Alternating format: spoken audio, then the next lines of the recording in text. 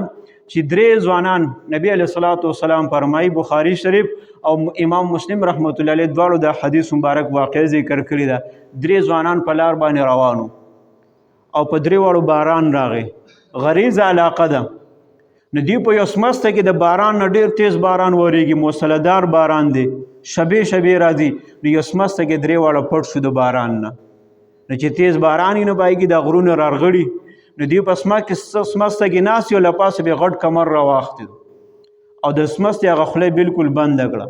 اسمان ورته په نظر نه راځي، بار چاته آواز نشي ورکولی چې آواز ورکړي چې څوک یې آواز واوري کمر لرېږي. درې واړه زورونه لګوي لیکن کمر اخوا کولی نشي. درې واړه راګیر دي، سخت مشکلاتو کې دي. څه وکړي؟ درې واړو فیصله وکړه وی راځئ خپل نیک نیک اعمال مخې تږدو او هغه نیکو عملونو په ذریعې سره بیا د الله نه دعا کو چې الله تعالی دا مصیبت زموږ نه لرې کړي.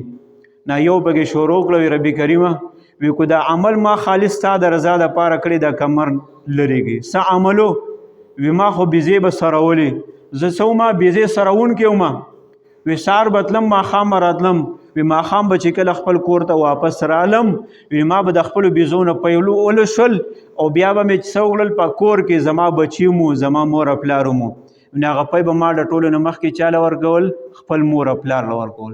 او د هغې نه وروسته به مې خپلې بیبي له خپلو بچو له ورکول. وی یا رسول الله یا الله وی یو ورځې وی زما وی زه رالم او په ما باندې ناوخته شي او بیزې لرې تللې وي. وی چې کله واپس رالم تیاره لګېدلې وم.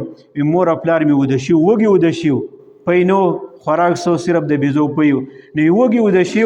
وی ما د بیزو نه پی ولشل او لاړم د خپل مور او پلار کټ سر ته چې کوم دی ودرېدم او هغې وده دي. وی ما راویښولی هم نه شو. وی په ما باندې د خپل مور او پلار راویښول هم ګران و، هسې نه چې د دې خوب خراب شي او دې ته تکلیف ورسي.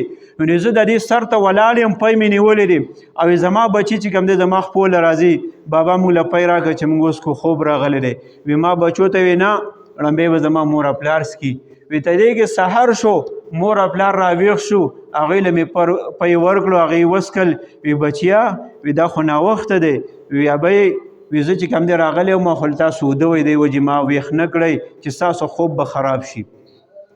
وی یا الله وی کو دا عمل ما ستا د رضا دپاره کړی وي وی دا کمر لرې کړي چې څنګه د الله نه دعا وکړه کمر وخوځېدو لګوندګي. او دویم وی الله وی ما خو یو پېره ستا د یرې نه مې یو کار پرېښی دی. څه کار دی؟ وی د خپلې د تره لور سره مې ډېره زیاته مینه وه. یو ورځ د تره لور راته وی چې ما له 100 دینار راکړه، زه به ستا خواهش پوره کړم. وی زه لاړم 100 دینار مې وګټل، مزدوري مې وکړه او بیا رالم واپس خپل کور ده او خپلې تره لور له مې 100 دیناره ورکړل د خواهش پوره کولو دپاره.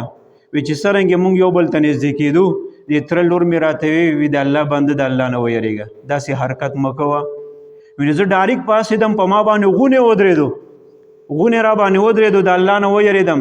وی هغه خواهش پوره کول مې پرېښود. وی ربي کریمه وی که دا زنا کوله دا خواهش پوره کول مې ستا د یرې نه کړي نو ربي کریمه دا کمر لرې کړي. نو هغه کمر الله څه کو؟ هغه لرې کو. دریم وی ربي کریمه وی زما سره یو مزدور به کار کو او هغه مزدور چې کوم دی دیاړي وانغه دغسې بغیر د دیاړۍ نه زما نه لاړو. وینې چې کومه دیاړي زما سره وي په هغه وخت کې 14 روپۍ وي. نو په هغې باندې ما څو څاروي واغسته. نو هغه به ورو ورو سیوا کېدل بیا د هغې دپاره مې سرونکي هم ونیوه، دومره مال سیوا شو. وی ډېره موده پس راغی وی ما ته د الله بنده د الله نه ویرېږي، زما حق نه ادا کوي. ستا سره زما دیاړي پاتې ده، مزدوري مې در سره پاتې ده. ما ورته چې ورشه پورې سادین کې ستا ګډې بیزې دي او دارنګې غواګانې دي او څاروي سرونکي ورسره هم دی ټول بوځه. هغوی مذاق مه کوه ما پورې، ته خو ما پورې مذاق کوي، مزاق نه کړم، ستا حق دی. وی ستا په پیسو باندې ما څه چل کړی؟ بیزه مې واغسته، هغه بیزه سیوا شوه. بیا مې پرې غواګانې واغستې، هغه هم سیوا شوې، هغه مې ساتلې. د هغې نه وروسته هغې له مې سرونکي ونیول، چرواهان مې ونیول. وی هغه دې حد ته ستا مال رسېدلی وي هغه لا. وی ربي کریمه کوی دا کار ما ستا د رضا دپاره کړي، کمر لرېږي. نو کمر څه شو؟ الله لرې کو، دوی د سمستې نه راووتل. نو اصل خبره دا ده چې د مور او پلار په حقوقو خدمت باندې په دنیا کې الله کامیابي یو سړی وي چې زه دې په دنیا کامیاب شم د مور او پلار خدمت وکړي. یو سړی وي چې ماته د ښه دنیاوي معاملات ښه شي نو د مور او پلار